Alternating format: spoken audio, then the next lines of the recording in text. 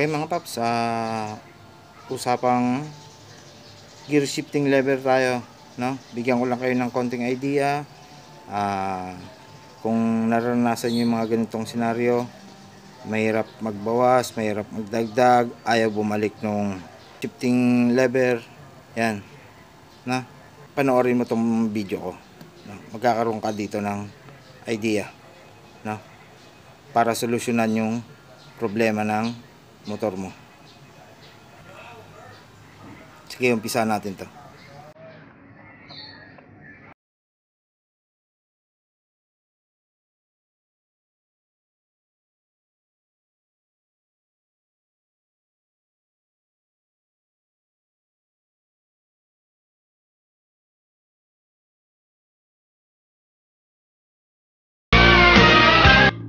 Okay mga paps, welcome back ulit dito sa HMC Hokage Motorcycle Center.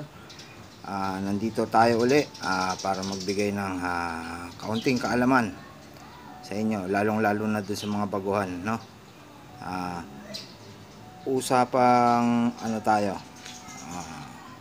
usapang gear shifting lever. Yan, nakikita nyo yung mga yan, iba't ibang gear shifting lever yan.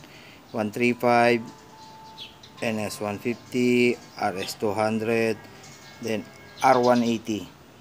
Yan yung pag-uusapan natin ngayon, no? Kung nahihirapan kayo sa mga pagkambyo, no, pagbawas or pagdagdag, mahirap i-neutral, no? Eto, pag-usapan natin ngayon to. Dito, magkakaroon kayo ng idea, no? Kung paano may pagka-adjust mo ng clutch cable, no? At wala namang problema yung gear mo. Yan. Okay naman siya. Wala naman siyang problema. Hindi naman siya pudpud, no? Yan yung pag-uusapan natin. Para magkaroon kayo ng idea, no? Kung bakit mahirap magdagdag or magbawas. Yan. Unahin muna natin tong ito ay gear shifting lever ng R135, no? R135, yan. Nakaranas ka ng mahirap mag-shift, magbawas, at ganito yung nagiging senaryo. Yan yung nagiging sira niya, no? Nabubungi siya. Ito yung kumakapit doon sa shifting drum, no? Yan yung kumakapit doon, shifting drum. Yan, nabubungi siya na ganyan. Yan. Yan, kita mo bungi. Yan. Kaya hindi siya makapagbawas, matigas. Hindi siya makapagdagdag. Yan yung isang senaryo, nabubungi siya, no? Either ito, dapat ganyan siya. Buo, no? Yan, buo. Dapat ganyan. Ito is pang NS 160, NS 150, no? Yan, dapat ganyan siya. Meron naman ulit tayo dito na isang senaryo ng R180, no? Ito pina-welding na to, pero dapat ganito siya, no?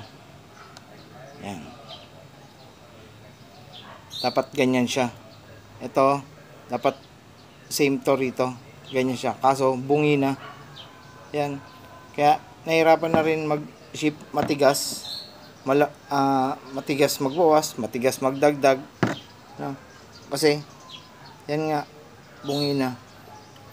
Minsan, nahihirapan silang i-trace kung bakit ganun. Ito lang, shifting gear, no? Shifting gear lever, check nyo lang to, no? Yan, check nyo lang yan. Then meron naman tayo dito is pang NS 200, no? Shifting gear to ng NS 200, no? Ito naman is kadalasan namang nasisira sa kanya, nahirapan tayo, nakapagkambyo tayo pero ayaw bumalik. Kadalasan naman itong torsion spring, no? Yan. Yung torsion spring naman ang nasisira. Napuputol yan. Yung torsion spring. Yan naman yung chine-check natin, no? Pagka ayaw bumalik nung lever sa cambio. Then ito, kita nyo naman to. Ibang-iba. Ibang-iba yung ibang-iba tong spring niya, makapal kaysa dito. Masyadong maliit, masyadong manipis. Kaya madaling maputol. No? Yan. Yan lang yung bibigay ko sa inyong idea sa ngayon. No? Sana nagkaroon kayo ng idea rito. No? Para i-trace yung pinagmumula ng cambio, mahirap i-apakan, mahirap magdagdag, mahirap magbawas, no? Pa-check nyo lang yung shifting gear lever. Yan. Okay pa. Yan. Mas lalo na yung 180 kasi hindi talaga siya makikita, no? Kasi ito yung nakasalpak yan, patalikod yan, pag ganyan, no? Hindi mo siya makikita kung good pa.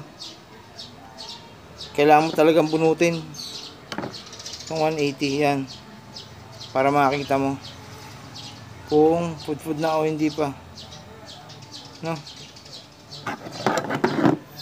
Unlike dito sa 135 o kaya dito sa NS 150, yan yung posisyon nya, kita mo na agad kung bungi or hindi. Pagtanggal mo pa lang ng clutch cover, kita mo na agad kung bungi o hindi, no?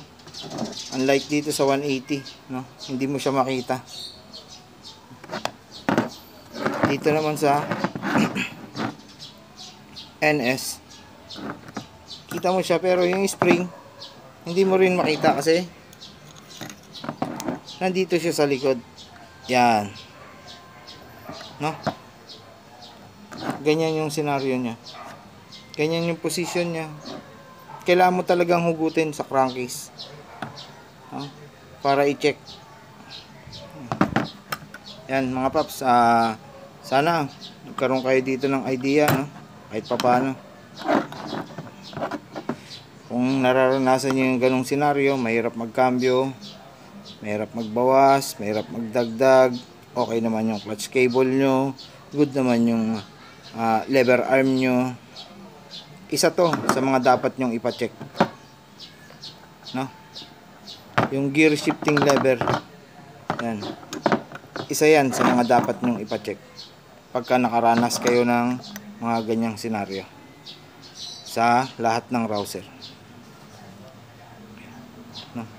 Ayan mga paps, sana may natutunan kayo kahit kaunti dito sa mounting kaalaman na ibinahagi ko sa inyo. Abangan nyo yung mga susunod na vlog ko. Sana may matutunan din kayo, no? Lalong lalo na dun sa mga baguhan, sundan nyo lang yung mga ginagawa ko. Kaya nyo rin gawin yan, no?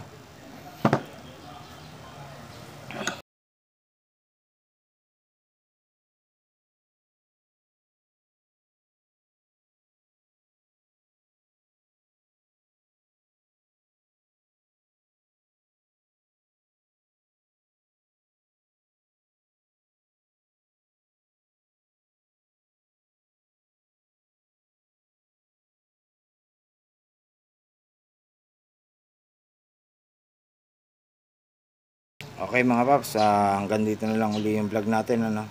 Hanggang dito na lang yung video natin. Kung bago ka lang dito sa channel ko, huwag kalimutang mag-subscribe, like, and share mo na rin, no? At huwag mong kalimutang i-click yung bell icon para updated ka sa mga bagong vlog. Yun lang. Maraming salamat.